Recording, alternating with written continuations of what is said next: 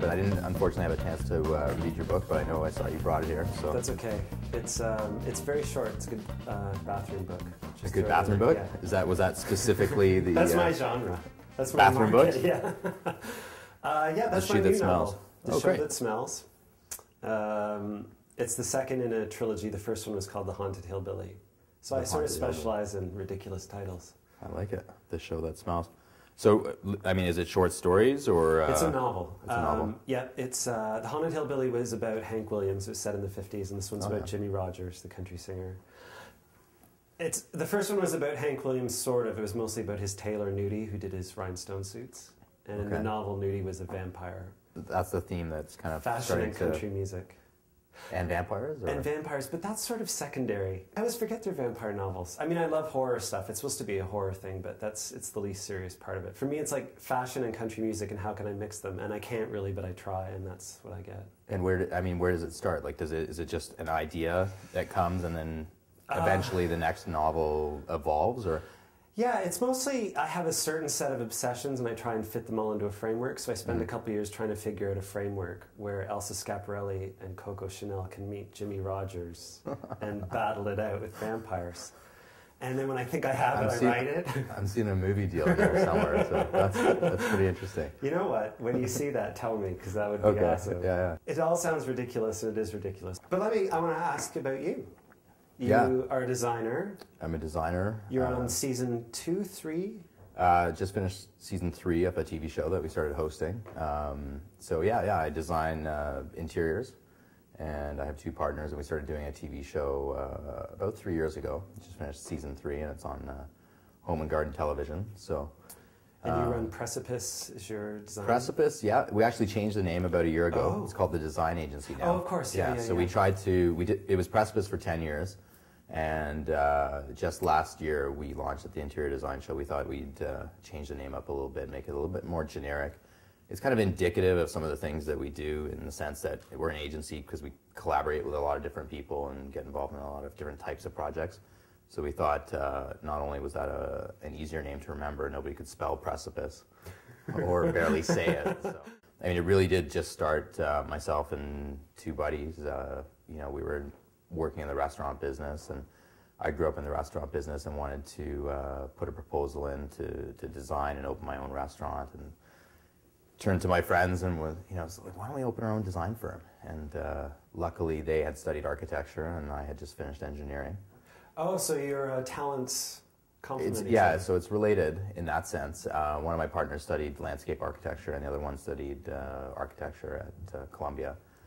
So it was pretty organic. It was kind of at that time too, I don't know, sort of the whole wallpaper magazine craze, when the whole lifestyle branding of everything started coming out, and it was right on the cusp of that. So it was probably like 3-4 years into it, and I really didn't want to hire a designer. I just wanted to become a designer. So this is highly depressing for me because you're very young and you do all these things, and I take like 5 years to write 17 pages about vampires. Well, that's why I was wondering about the process, because I mean, it's always perplexed me. I mean, the whole art behind writing.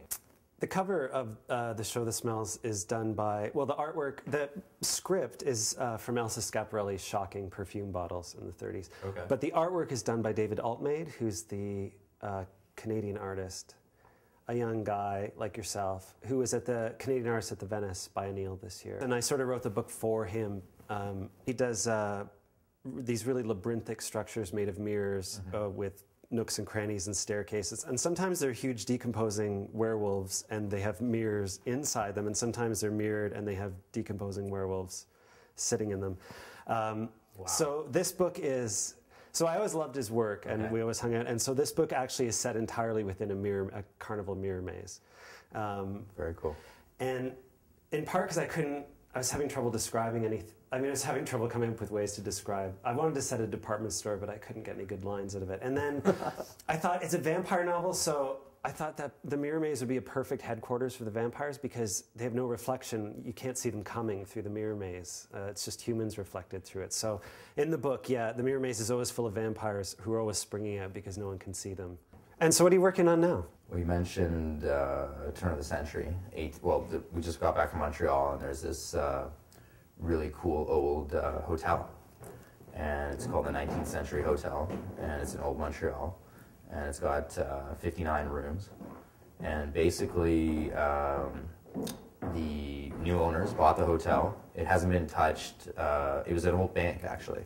So it was offices and an old bank, and then in 2001, I guess they turned it into a hotel, and haven't done anything. But it was kind of designed in that same 19th century kind of look and feel, and now they just kind of want to really modernize it. Wow. And just add different layers to it and kind of bring it up to speed. Is this going to be your work of art? Do you think of it as a unified vision that you get to do, that you're going to...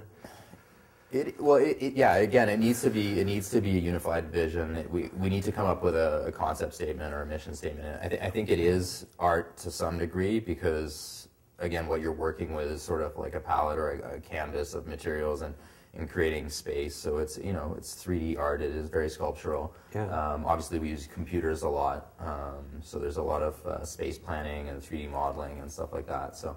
But it becomes an expression and a collaboration. I mean, we work in teams. There's 3 partners, and then we have teams that work in our office. So I think we're all sort of artists working within the design community, kind of to a collaborative goal at the end.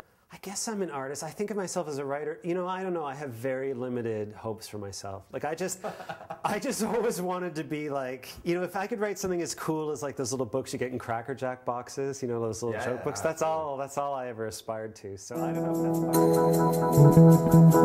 that's